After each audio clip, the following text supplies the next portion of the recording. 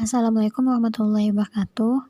Perkenalkan, nama saya Melatinda Sari, NIM 2018-240.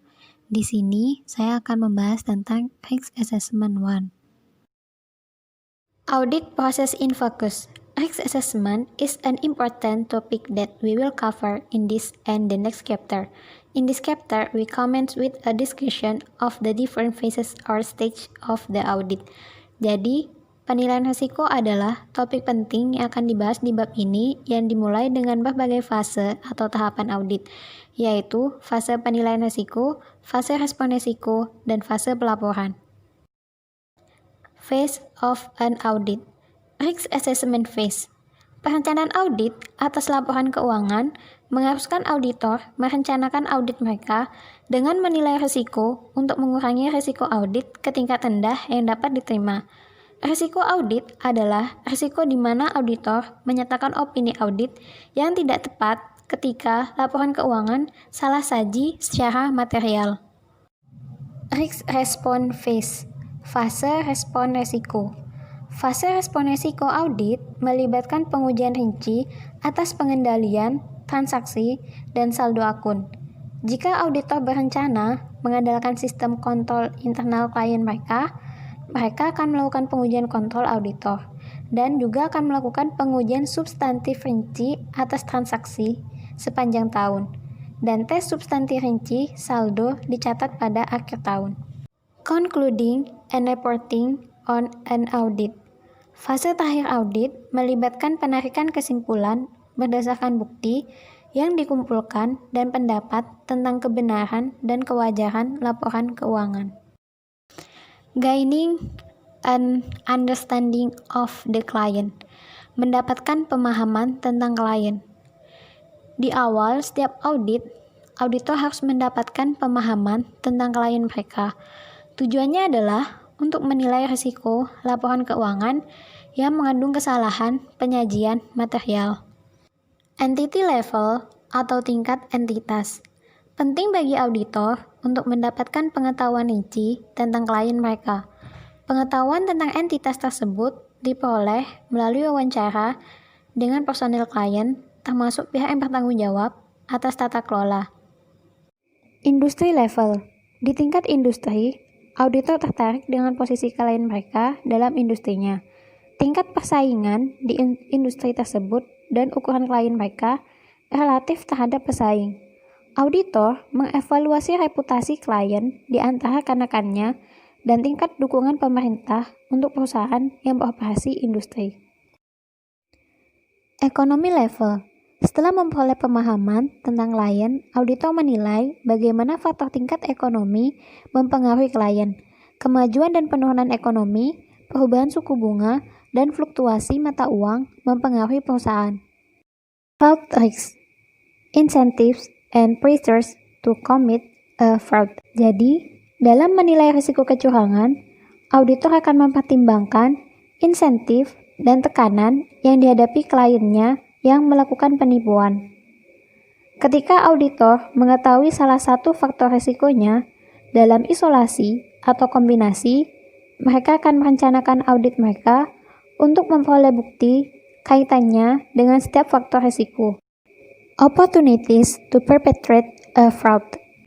Setelah mengidentifikasi satu atau lebih insentif untuk melakukan kecurangan, auditor akan menilai apakah klien memiliki kesempatan untuk melakukan penipuan. Seorang auditor harus menggunakan profesionalnya untuk menilai setiap peluang dalam konteks indikator risiko lainnya dan mempertimbangkan bukti yang tersedia secara menyeluruh. Attitudes and rationalization to justify a fraud. Sikap dan rasionalisasi untuk membenarkan suatu kecurangan. Bersama dengan identifikasi insentif atau tekanan untuk melakukan kecurangan dan peluang untuk melakukan kecurangan, auditor akan menilai sikap dan rasionalisasi manajemen klien dan staf untuk penipuan. Sikap mengacu pada keyakinan etis tentang benar dan salah, dan rasionalisasi mengacu pada kemampuan untuk membenarkan suatu tindakan. Selanjutnya yaitu Going concern. Going concern risk indicators. Untuk setiap klien, auditor akan menggunakan pertimbangan profesional mereka untuk menilai apakah kelangsungan usaha mereka itu valid.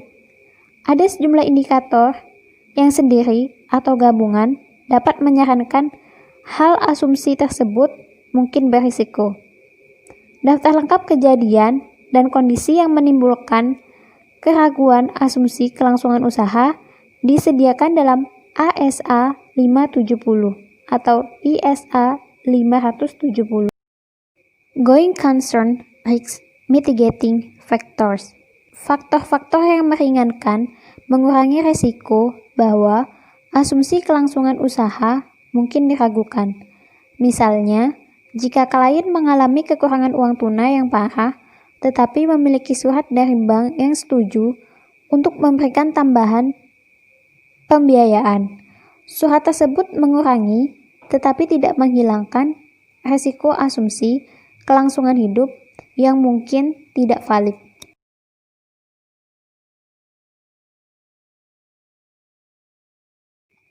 Selanjutnya yaitu corporate governance. Menurut AXX, tata kelola perusahaan terdiri dari aturan, sistem, dan proses dalam perusahaan yang digunakan untuk memandu dan mengontrol. 10 struktur tata kelola digunakan untuk memantau tindakan staf dan menilai tingkat risiko yang dihadapi. Kontrol dirancang untuk mengurangi risiko yang teridentifikasi dan memastikan masa depan kelangsungan hidup perusahaan. Selanjutnya yaitu information technology. Jadi, saat memperoleh pemahaman tentang klien, auditor akan mempertimbangkan risiko tertentu yang dihadapi oleh klien yang terkait dengan teknologi informasi. TI adalah bagian dari sebagian besar proses akuntansi perusahaan yang meliputi inisiasi transaksi, pencatatan, pemrosesan, koreksi seperlunya, transfer ke buku besar, dan kompilasi laporan keuangan. Selanjutnya yaitu closing procedures. When finalizing the financial report, a client will close off its accounts for the financial period. Revenue and expense items must include all transactions that occurred during the financial period and exclude transactions that relate to other periods. Asset and liability balance must include all relevant items. Accruals must be complete and contingent liabilities must accurately and completely reflect potential future obligations. Jadi, saat menyelesaikan laporan keuangan, klien akan menutup akunnya untuk periode keuangan.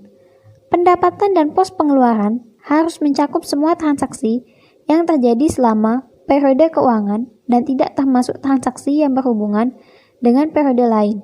Saldo aset dan kewajiban harus mencakup semua item yang relevan, akrual harus lengkap, dan kewajiban harus mencerminkan potensi secara akurat dan lengkap.